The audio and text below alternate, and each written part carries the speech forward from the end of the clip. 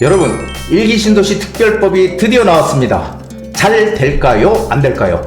이 영상을 보십시오. 한정훈의 부동산 썰. 쌀. 안녕하세요. 부동산 DJ 한정훈입니다.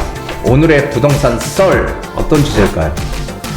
자, 이제 선거철이 아마 조만간 다가오는 것 같아요. 지금 일기신도시 특별법이 국토 소위에서 통과가 됐죠.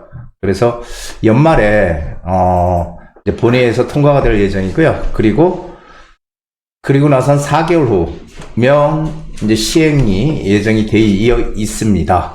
자, 4개월 후면은 내년 4월달에 선거 있잖아요. 자, 선거를 앞두고 또 이 일기신도시 특별법이라고 하는 이런 지금 호재가 하나 등장을 했죠. 이게 이제 노후계획도시 특별법이라고 해요. 자, 그러니 과연 이제 어떤 내용들이 들어있는지 뭐 선거는 선거고 일단 한번 살펴보도록 하겠습니다. 자, 그 전에 먼저 세미나 공지 한번 해드릴게요. 자, 12월 13일입니다. 이제 올해도 점점 다가가는 이제 새해를 맞이하는 그런 시점으로 점점 다가가는데요. 오후 2시에서 5시고요. 내년 시장에 대한 불확실성을 상당히 많은 분들이 얘기를 하고 계세요. 그리고 또 여기저기 유튜브나 전문가들이 내년 시장 마치 폭락 올 것 같이 그런 얘기들 많이 하잖아요. 지난해 데자뷰다. 제가 이런 얘기를 많이 드렸는데 여러분들 어떻게 생각하십니까?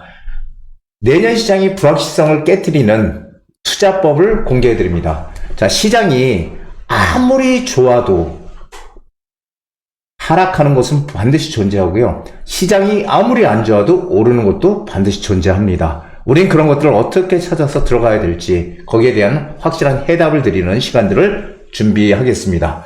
자, 여러분들 그리고 부동산 계속 이렇게 그냥 머뭇 하셨던 분들 있잖아요. 이렇게 투자를 해봐야 되는데 하다가 또 1년을 훌쩍 넘기신 분들, 그리고 정말 투자를 많이 해보셨던 분들, 지금이 정말 중요한 시기라는 거 분명히 아실 겁니다. 여러분들, 그런 분들 꼭 재테크에 내가 실패했거나 재테크를 정말 하고 싶은데 어떻게 해야 될지 모르는 분들 오십시오. 제가 명쾌한 해답을 알려드리도록 하겠습니다. 자, 많은 분들 신청해 주시면은, 그리고 오시는 분들에 한해서 저랑 1:1 무료 상담, 그리고 또 여기 전문가들과 1:1 무료 상담을 할 수 있는 그런 특전을 드리도록 하겠습니다. 많이 참여해 주십시오.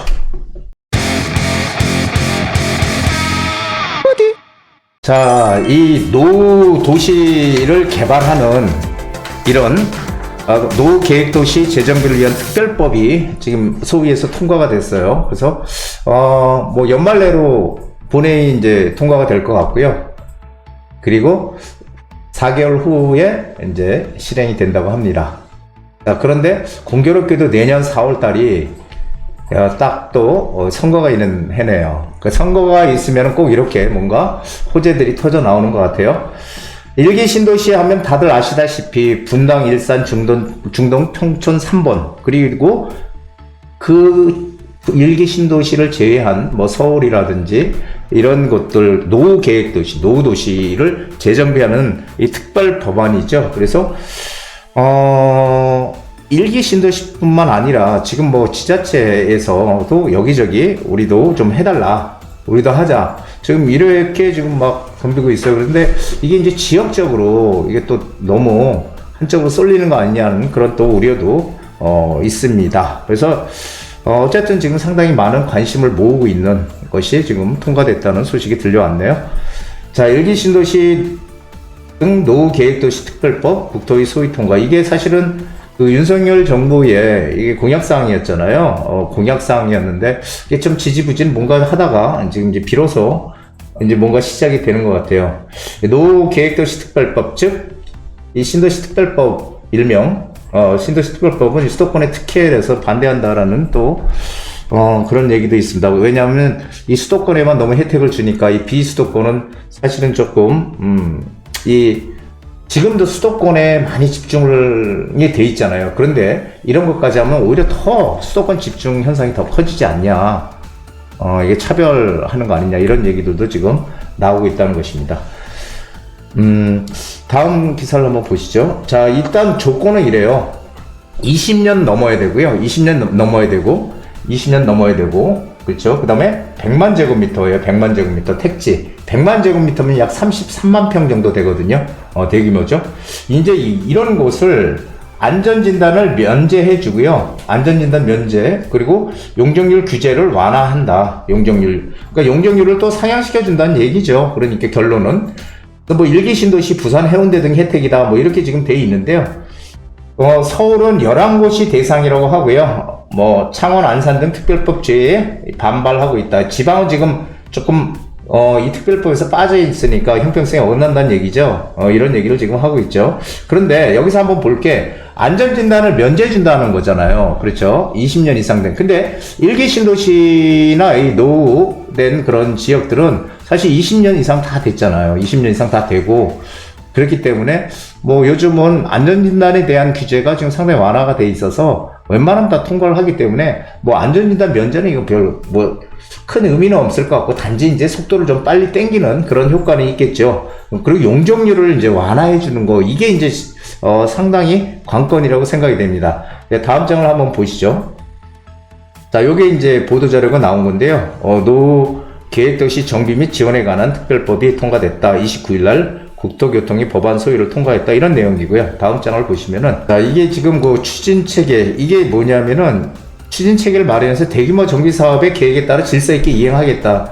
이게 이제, 지자체에서 주도를 하는 거예요. 여러분들, 지자체에서 주도를 하고요. 정부에서 지원하는 형태로 이렇게 진행이 되는 겁니다. 여기 있죠? 지자체 주도, 정부 지원의 형태로 이주 대책을 수립. 왜냐하면 대규모로 이 계획을 세워서 하는 이 면적이 넓은 그런 곳을 하는 계획이기 때문에 이주 대책이 상당히 중요하죠. 한꺼번에 다 이주하면 또 난리 나잖아요, 이게.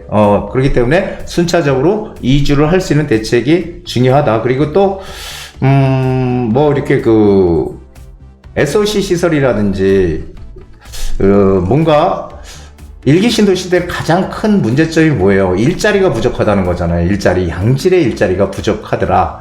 거기서 일기 신도시 중에서 유일하게 거기서 좀 자유로운 데가 이제 분당이죠. 예, 분당. 참, 이렇게 시간이 지나니까 참 많이 바뀌긴 바뀌네요. 분당 같은 경우 우리 한번 생각해 보세요. 예전에는 분당에 사는 분들이 뭐 강남이든 이 서울 쪽으로 출근을 했잖아요. 그런데 지금 반대로 서울에서 분당으로 출근을 해. 그 일자리가 그쪽에 많이 있다는 거잖아요. 그렇죠? 양질의 일자리가 지금 상당히 많이 존재하고 있다는 겁니다. 그래서 어쨌든 4월 이게 이제 연내에 공포가 될 것 같고요. 공포 후에 4개월 뒤에 시행될 예정이다. 그러면은 딱 우리 내년 선거랑 거의 맞물려 있죠. 참 재밌는 것 같아요. 이런 것도 딱 그런 시기에 딱 발표를 하는 것 같습니다. 호재는 맞는 것 같죠? 자, 다음을 한번 보시죠. 자, 노후계획도시 특별법 서울 수혜 지역, 서울에, 물론 일기신도시는 뭐 다 들어가는 거고요. 거기서 뭐 상계동, 창동, 본동, 택지개발지구, 그 다음에 도봉구 창 1사동, 5동, 강북구 본 2, 3동 이렇게 있고요. 신내 택지개발지구 해서 중랑구 묵일동, 신내 2동, 상봉 1동 일대, 가양 등촌 택지지구, 여기 강서 가양 1, 2, 3동, 등촌 3동 일대 이렇게 지금 돼 있죠. 여기 지도상에 이제 표시가 돼 있는데, 여기 이제 수소 택지개발지구가 있어요. 수소 택지개발지구. 그래서 강남구 일원 본동, 수소동 일대 이런 곳들이 서울에서는 대규모로 개발을 할 수 있는 그런 곳이다라는 거죠. 한번 좀 우리가 좀 눈여겨 좀 봐야 되지 않을까 싶습니다. 예, 다음 장을 한번 보시자고요. 자, 그런데 이 특별법이 통과가 되잖아요. 근데 특별법이 통과된다는 거는 분명히 그 지역에 엄청난 호재죠. 맞죠? 분명히 호재 맞습니다. 근데 아직까지 이 용적률을 얼마까지 올려줄 건지, 이게 얼마나 적용이 될지는 아직 뭐 나온 건 없어요. 그렇죠? 그리고 지역 형평성 문제 이런 것도 지적이 되고 있고, 그리고 이제 뭐 이주를 어떻게 분산해서 할 것인가, 이것도 지금 관건이라고 할 수 있습니다. 그래서 사실 신도시는 우리가 옛날에 일기 신도시 만들 때 그랬잖아요. 서울에 너무 뭐 주택이 밀집돼서 공급되고, 그리고 더 이상 이제 지을 곳이 없어 집값이 많이 오르니까 그 수요를 분산시키기 위해서 1기 신도시를 만들어 놨는데 5대 신도시죠. 그래서 참 그때 뭐 기억들 하시는지 모르겠지만 어마어마한 빠른 속도로 1기 신도시를 만들었죠. 전 세계에서 유례 없는 속도로. 그래서 그 당시에 뭐 바닷모래를 많이 썼다라는 얘기가 많이 있었죠. 기억들 나십니까? 그래서 분당에 바닷모래를 많이 썼다. 그래서 사실 지금 가장 큰 관건이 그런 것 같아요. 우리가 낙후된 그 아파트를 갖다가 철거하고 거기다가 새롭게 아파트를 짓는 걸 우리가 재건축이라고 하잖아요. 그런 재건축을 할 때, 재건축을 물론 이제 30년이 넘으면은 재건축을 하는 건데 30년 이상이 되면은, 그런데 이 재건축을 해서 새 아파트가 들어오면 가치가 훨씬 커지는 건 분명히 맞습니다. 예, 가치가 어마어마하게 커지는 거 맞죠? 맞는데 재건축 그 당시에 분당의 집들을 계속 많이 졌죠. 1기 신도시 분당, 뭐 평촌, 3번 중동, 일산 이런데 전부 다 져서 지금 이제 30년이 다 넘어갔죠. 30년이 다 넘어가서 이런 것들을 가만히 우리 한번 생각해 보면은 1기 신도시가 지금 어떤 상황으로 되어 있습니까? 거기가 재건축하는 아파트들이 많습니까? 아니면은 리모델링하는 아파트들이 많습니까? 사실 재건축하는 아파트보다 리모델링하는 아파트가 많다고 느끼실 거예요. 그렇죠? 왜냐하면은 용적률이 지금 현 상태로 상당히 높기 때문에 용적률이 낮아서 재건축을 할 수 있는 단지가 제한적이라는 거예요. 제한적이죠. 그러다 보니까 지금 뭐 평촌도 마찬가지고 3번 중동 다 마찬가지예요. 일산도 마찬가지고 지금 활발하게 뭔가 진행이 되던 것이 이 리모델링이었어요. 그렇죠? 리모델링을 활발하게 진행을 많이 했죠. 근데 1기 신도시 같은 경우도 지금 사실은 여기 보시면은 용적률 평균인데 이 분당이 184%예요. 184%, 일산 169%, 그리고 나머지 평촌 3번 중동은 다 200%가 넘어요. 200%가. 그러면 이제 어떻게 됩니까? 분당하고 일산은 일단 200% 이하기 때문에 이거는 재건축도 좀 할 수 있는 아파트들이 좀 많겠네 라고 생각할 수 있는데, 이 나머지들은 200%가 넘으니까 재건축을 할 때 사업성이 잘 안 나오는 거죠. 그렇죠? 이것도 지금 평균치예요. 우리가 이제 평균의 함정이라고 하지만 평균치고, 그렇기 때문에 사실 분당도 재건축을 할 수 있는 아파트보다는 리모델링을 해야 되는 아파트들이 훨씬 더 많습니다. 분당조차도. 자, 그래서 지금 뭐 분당에 상당히 많은 단지들이 리모델링을 막 추진하고 있죠. 지금 리모델링을 막 추진하고 있어요. 다음 장 한번 보시죠. 여러분들 리모델링을 추진하는 것하고 재건축을 하는 것하고 어떤 게 더 이익이 클까요? 리모델링 법이 만들어진 그 이유가 뭘까요? 여러분들 그것도 확실히 좀 아셨으면 좋겠어요. 자, 재건축을 하기에는 용적률이 너무 높아서 재건축 못해. 사업성이 전혀 안 나와. 못해.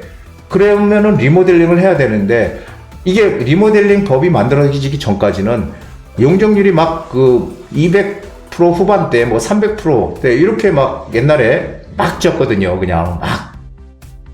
그런 아파트들은 이건 뭐 재건축도 못하고 그냥 계속 낡아지다가 잘못하면 무너질 수 있잖아요. 그래서 그런 것을 방비하기 위해서 리모델링 법이라는 걸 만든 거예요. 리모델링 법을 만들어서 재건축처럼 다 철거하는 게 아니라 내력벽은 남겨두고 철거를 해서 거기다가 조금만 올려라.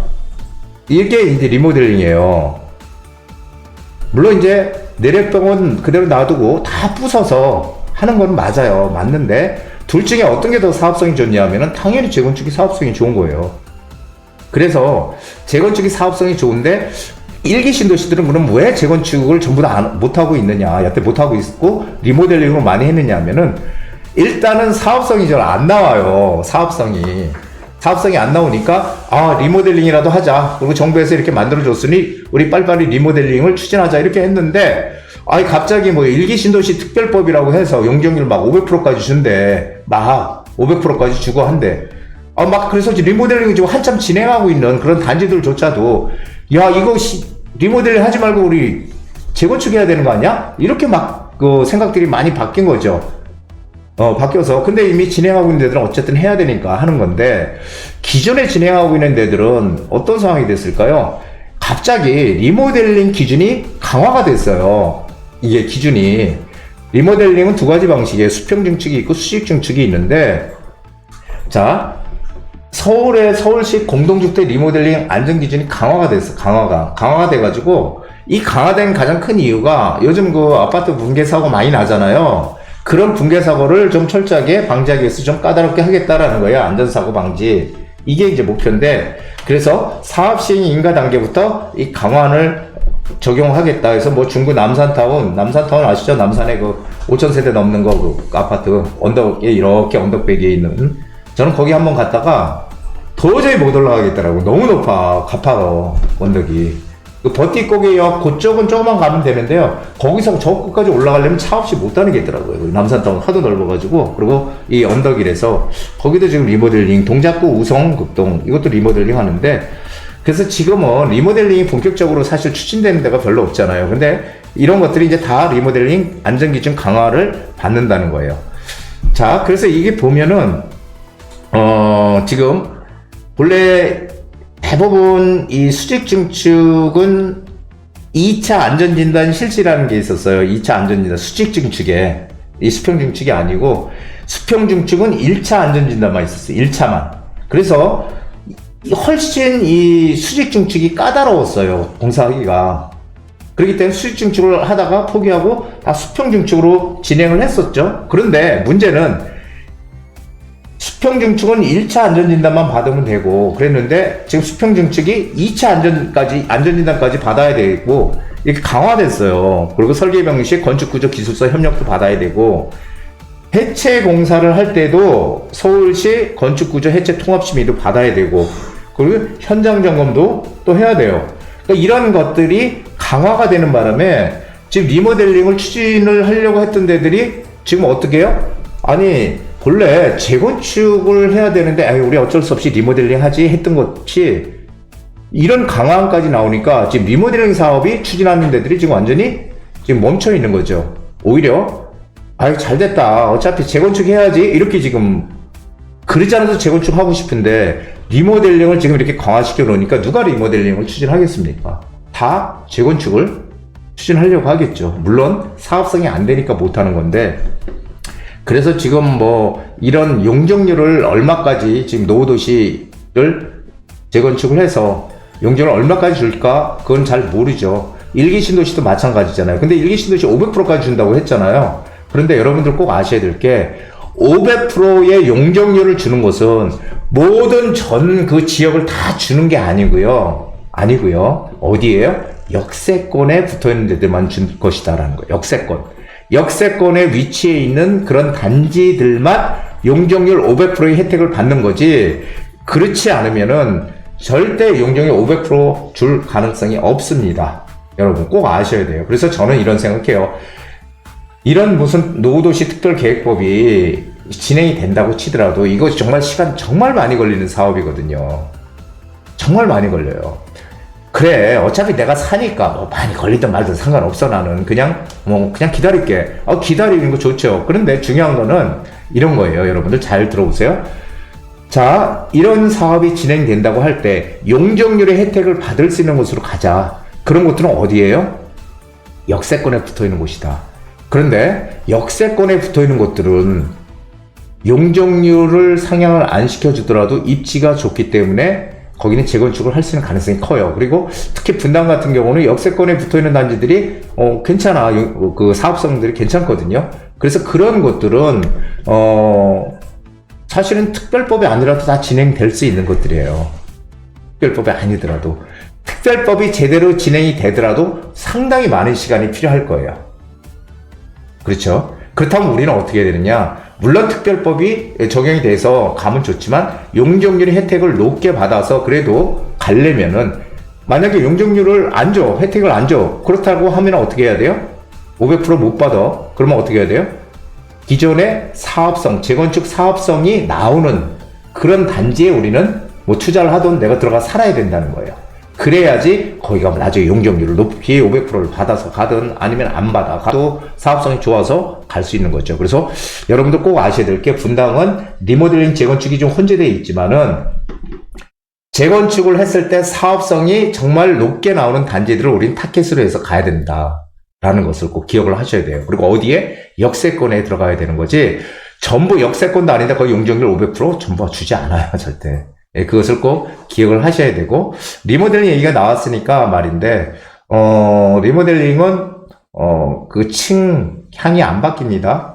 층하고 향이. 그래서 왜냐면 다 부숴서 짓는 게 아니기 때문에 그 층과 향을 처음에 리모델링 하는 그런 단지에 들어갈 때는 층과 향을 좋은 쪽으로 선택해서 들어가야 된다라는 거 그걸 꼭 기억을 하셔야 될 것 같고요.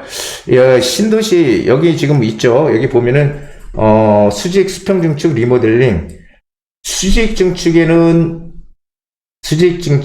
뭐 이렇게 지금 돼 있는데 건축 심의 안전성 검토 사업계획 승인 2차 안전진단 이 본래 이 수직 증축에만 2차 안전진단이 있었지 수평 증축에는 없었거든요. 근데 지금 수직 수평 증축이 다 2차 안전진단이 끼어 들어갔어요. 그래서 상당히 좀 더디게 지금 진행이 될 거다라는 것들 기억을 하셔야 됩니다. 리모델링은.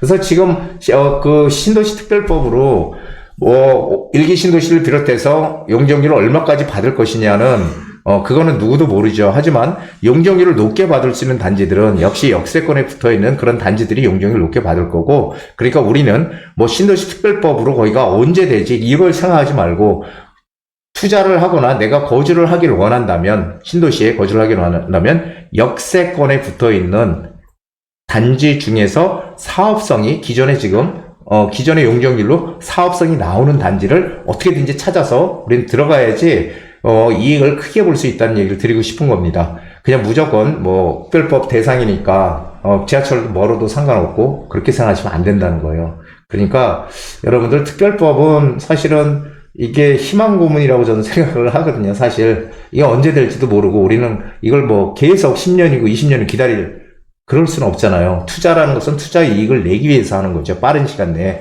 하지만 내가 살고 있는 것도 역시 마찬가지예요. 내가 살고 있는 것도 뭔가 좀 더 내가 살면서 이득을 볼 수 있는 곳. 그렇다면은 어떻게 해야 돼요? 최적의 그런 해답을 찾으려면 역세권에 붙어 있는 재건축을 할 때 사업성이 좋은 아파트.